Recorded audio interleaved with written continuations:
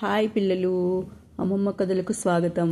ఈరోజు మనం సరస్వతి కుటుంబం అనే కథ చెప్పుకుందాం.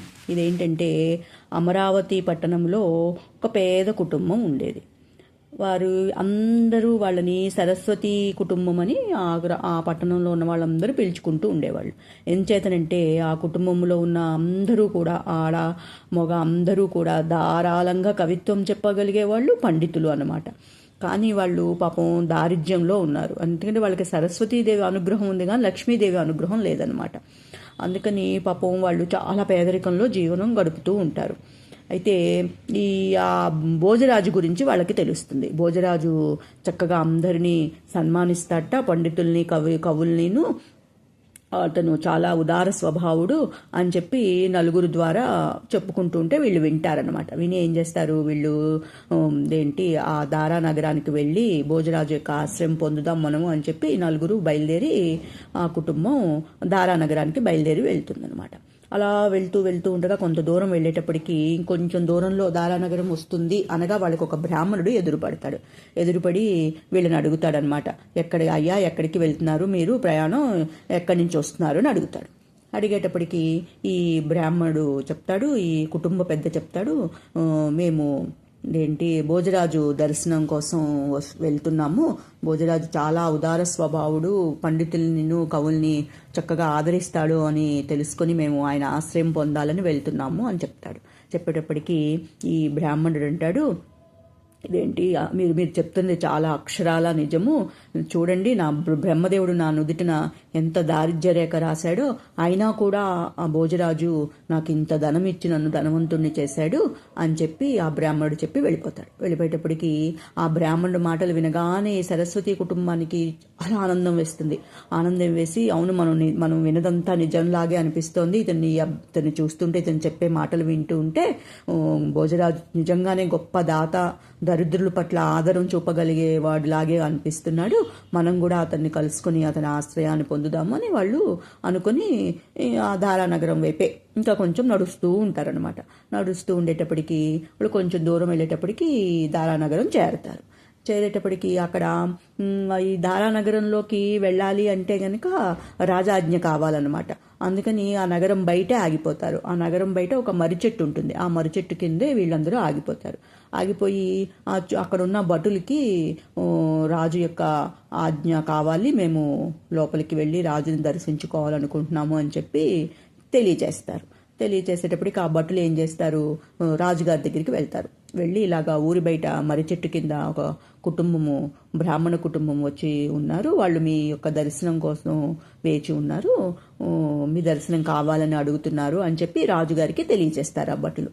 తెలియచేసేటప్పటికి ఈ రాజుగారు ఏం చేస్తారు, ఓహో అలాగా అని చెప్పి, వాళ్ళు పండితుల కుటుంబము అంటున్నారు అని చెప్పి రాజుగారు ఏం చేస్తారు, ఒక లోట నిండా పాలు తెప్పించి భటుడికి ఇచ్చి, ఈ పాలు తీసుకెళ్ళి ఆ బ్రాహ్మణుడి పెద్దకి ఇవ్వు, ఆ బ్రాహ్మణుడికి ఇవ్వు, ఆ ఇంటి పెద్దకి అని చెప్పి ఈ భటుడికి ఇచ్చి పంపిస్తాడు.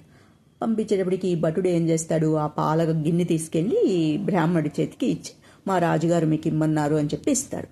ఈ బ్రాహ్మణుడు ఆ పాలు గిన్నె తీసుకుంటాడు. గిన్నె తీసుకుని ఏంటి రాజుగారు పాలు పంపించారు అని చెప్పి అనుకుంటాడు. ఒక్క నిమిషం అనుకొని అప్పుడు ఈ బ్రాహ్మణుడు ఆలోచిస్తాడనమాట.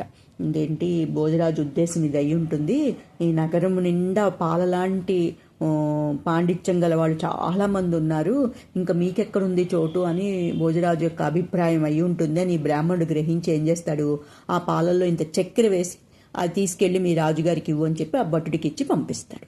ఈ భటుడు తీసుకెళ్ళి ఆ రాజుగారికి ఆ చక్కెర కలిపిన పాలు ఇస్తాడు.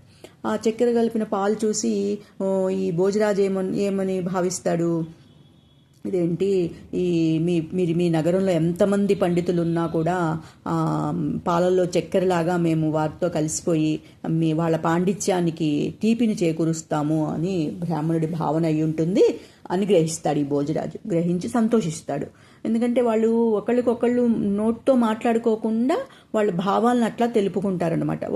భావాన్ని కరెక్ట్గా గ్రహిస్తారు, వీళ్ళ భావాన్ని వాళ్ళు, వాళ్ళ భావాన్ని వీళ్ళు. అందుకని భోజరాజు సంతోషపడి ఆ సరస్వతి కుటుంబాన్ని ఇంకా పరీక్షించి వాళ్ళ యొక్క పాండిత్యాన్ని తెలుసుకున్నప్పుడు మనం వాళ్ళకి సహాయం చేయాలి అని చెప్పి భోజరాజు అనుకుంటాడు. అనుకొని ఏం చేస్తాడు, తన రాజరికానికి సంబంధించిన దుస్తులు ఉంటాయి కదా ఒంటి మీద, ఆ దుస్తులన్నీ తీసేసి సామాన్యుడిలాగా దుస్తులు వేసుకొని సాయంకాలం అయ్యే టైంకి ఆ మర్రి చెట్టు దగ్గరికి వెళ్తాడు. వెళ్ళేటప్పటికి అక్కడ భోజరాజుకి అత్తాకోడళ్లే కనిపిస్తారు, తండ్రి కొడుకులు కనిపించకపోయేటప్పటికి అప్పుడు భోజరాజు అనుకుంటాడు, అవును ఇది సాయంకాలం అయిపోయింది, సూర్యాస్తం అయింది కాబట్టి వీళ్ళు సంధ్యావందనం చేసుకోవటానికి నది దగ్గరికి వెళ్ళుంటారు, అక్కడ చూద్దాం అని చెప్పి నది దగ్గరికి వెళ్తాడు. ఆ పక్కనే ఉన్న నది దగ్గరికి వెళ్తాడు. వెళ్ళేటప్పటికి ఆ నది దగ్గర ఈ భోజరాజుకి ఈ బ్రాహ్మణుడి కొడుకు కనిపిస్తాడు. కొడుకు కనిపించేటప్పటికి భోజరాజు ఏం చేస్తాడు, అతని వైపు ప్రశ్నార్థకంగా చూస్తాడు, ఎవరు నువ్వు ఏమిటి అన్నట్టు చూస్తాడు. చూసి ఏం చేస్తాడు, ఆ నది నీళ్లు దోసటి నిండా తీసుకుని తాగుతాడు. ఇది బ్రాహ్మణుడి కొడుకు చూస్తాడు. ఇలా తాగటంలో భోజరాజు యొక్క ఉద్దేశం ఏంటి, సముద్రాలను దోసిట పట్టి తాగిన అగస్త్యుడు లాంటి అగస్త్యుడిలాగా మీరు ఆ బ్రాహ్మణులా అని అడగటం ఈ భోజరాజు ఉద్దేశం. ఆ ఉద్దేశం ఆ బ్రాహ్మణ కుమారుడికి అర్థమయ్యి ఏం చేస్తాడు, ఇతని బ్రాహ్మణ కుమారుడు ఏం చేస్తాడు, ఈ భోజరాజు వైపుకు చూసి ప్రశ్నార్థకంగా చూసి ఒక రాయి తీసి ఆ నీటిలో వేస్తాడు. అంటే సముద్రంలో కొండలు వేసి వారధి కట్టాడు కదా శ్రీరాముడు, అట్లా ఆ శ్రీరాముడిలాగా మీరు క్షత్రియులా అని ఈ బ్రాహ్మణుడి ప్రశ్న అనమాట ఈ భోజరాజుని అడగటం. ఈ భోజరాజుకి అది అర్థమవుతుంది. ఈ భోజరాజు అడిగిన ప్రశ్న ఆ బ్రాహ్మణుడి కొడుకు అర్థమవుతుంది. ఇలా ఒకళ్ళ ప్రశ్న ఒకళ్ళకే అర్థమవుతుంది అనమాట. అలా వాళ్ళు అర్థం చేసుకుంటారు.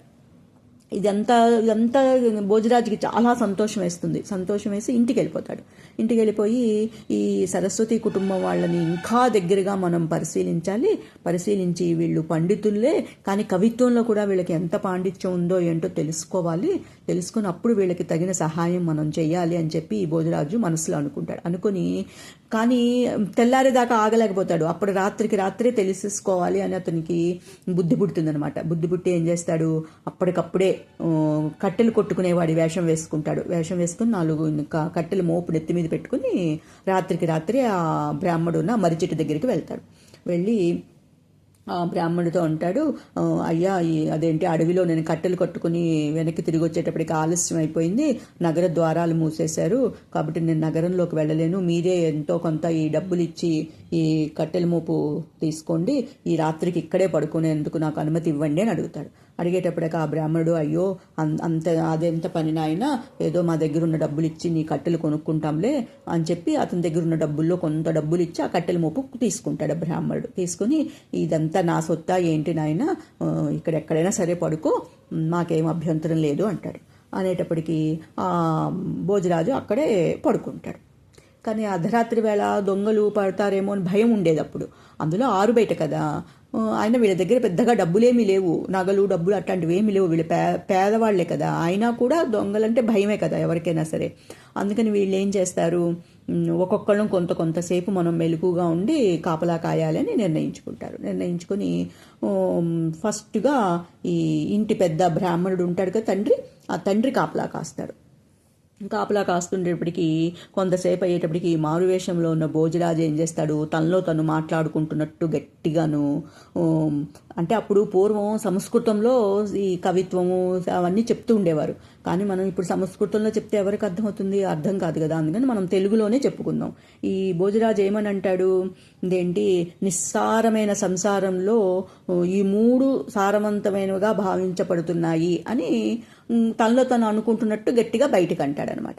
అనేటప్పటికీ ఈ బ్రాహ్మణుడు మెలకుగా ఉన్నాడు కదా, ఈ బ్రాహ్మణుడు విని ఆ బ్రాహ్మణుడు కూడా ఏం చేస్తాడు, గట్టిగాను ఇదేంటి, ఆ 3 కాశీలో నివసించటము, సజ్జనులను సేవించటము, భగవన్నామస్మరణ చేయటము, ఈ 3 నిస్తారమైన సంసారంలో ఉంటే ఆ సంసారం సారవంతమైనదిగానే ఉంటుంది అనే సమాధానం వచ్చేటట్టు ఈ బ్రాహ్మణుడు చెప్తాడు. అది భోజరాజు విని సంతోషపడతాడు. కానీ ఏం మాట్లాడు, అలా పలకకుండా అలాగే నిద్ర నటిస్తూ ఉంటాడనమాట. మీ బ్రాహ్మణుడు కొంతసేపు అయ్యేటప్పటికి తన భార్యను లేపుతాడు. భార్యను లేపి బ్రాహ్మణుడు పడుకుంటాడు. భార్య కాపలా కాస్తూ ఉంటుంది. కొంతసేపు అయ్యేటప్పటికి బ్రాహ్మణుడు భార్యకి వినబడేటట్టు మళ్ళీ భోజరాజు అంటాడు, ఇదేంటి నిస్సారమైన సంసారంలో ఈ రెండు సారవంతమైనవిగా భావించబడుతున్నాయి అని అంటాడు. అనేటప్పటికీ బ్రాహ్మణుడి భార్య అది వింటుంది. అని సమాధానం ఇలా ఇస్తుంది ఆవిడ, ఏమని, ఇదేంటి నిస్సారమైన సంసారమైనా కూడా ఆ సంసారంలో చక్కెరతో చేసిన పిండి వంటలు ఉంటేను, శ్రీహరి పాదాలు సేవించుకుంటేను ఆ సంసారం సారవంతమైనదిగానే ఉంటుంది, ఎంత నిస్సారమైనా సరే అని చెప్పి అర్థం వచ్చేటట్టు ఆవిడ తిరిగి సమాధానం చెప్తుంది. అది కూడా వింటాడు ఈ భోజరాజు, కానీ ఏం మాట్లాడు, అలాగే నిద్ర నటిస్తూ ఉంటాడు. కొంతసేపు అయ్యేటప్పటికి బ్రాహ్మణుడి భార్య ఏం చేస్తుంది, తన కొడుకుని లేపుతుంది. లేపి ఆవిడ పడుకుంటుంది. ఈ బ్రాహ్మణుడు కొడుకు కాపలా కాస్తూ ఉంటాడు. ఈ కాపలా కాస్తుంటే ఈ భోజరాజు మళ్ళీ ఇలా అంటాడు, ఏమని, నిస్సారమైన సంసారంలో సారవంతమైనది అత్తవారిల్లు అంటారు అని అంటాడు. అనేటప్పటికి బ్రాహ్మణుడు కొడుకు దానికి సమాధానంగా చెప్తాడు, శివుడు తన అత్తగారి ఇల్లైన హిమవత్ పర్వతం మీద పడుకుంటాడు, విష్ణువేమో తన అత్తగారి ఇల్లైన పాలసముద్రం మీద పవలిస్తాడు అని చెప్తాడు. అంటే ఏంటి, శివుడి భార్య ఏమో పార్వతి, ఆవిడేమో హిమవంతుడి కూతురు, విష్ణు భార్య ఏమో లక్ష్మి, ఆవిడెక్కడ పుట్టింది, పాలసముద్రంలో పుట్టింది. అంటే ఈ రెండు శివుడికి ఏమో హిమవంత్ పర్వతం ఏమో అత్తగారి ఇల్లు అయ్యింది, ఈ పాలసముద్రం ఏమో విష్ణుమూర్తికి అత్తవారి ఇల్లు అయింది. కాబట్టి వాళ్ళిద్దరూ అలాగా హాయిగా ఉన్నారు కదా. అందుకని అత్తవారిల్లు చక్కగా ఉందనుకోండి, అది ఎంతో హాయిగా ఉంటుంది. అత్తవారిల్లు ఎంత నిస్సారమైన సంసారం ఉన్నా కూడా అత్తవారిల్లు అంత చక్క సారవంతంగా ఉంటే ఎంతో బాగుంటుందని అర్థం వచ్చేటట్టు ఈ బ్రాహ్మణుడి కొడుకు సమాధానం చెప్తాడు. అది విని రాజుకి చాలా ఆనందం వేస్తుంది, కానీ ఏమి మాట్లాడు, అలాగే పడుకుని నిద్రపోతున్నట్టు నటిస్తూ ఉంటాడు. కొంతసేపు అయ్యేటప్పటికి ఈ బ్రాహ్మణుడు కొడుకు తన భార్యని లేపి తను పడుకుంటాడు. ఈ అమ్మాయి లేచి కాపలా కాస్తూ ఉంటుంది. కాపలా కాస్తూ ఉంటే ఈ భోజరాజు మళ్ళీ యథాప్రకారము నిస్సారమైన సంసారంలో సారవంతమైనది స్త్రీ అంటాడు. అది విని ఈ బ్రాహ్మణుడి కోడలు సమాధానం చెప్తుంది.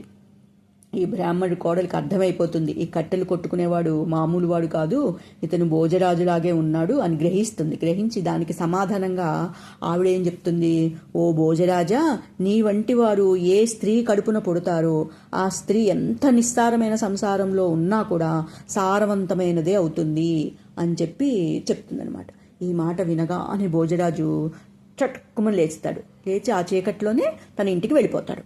వెళ్ళిపోయి ఉదయం కాగానే సరస్వతి కుటుంబాన్ని భోజరాజు తన ఆస్థానానికి ఆహ్వానం పంపిస్తాడు.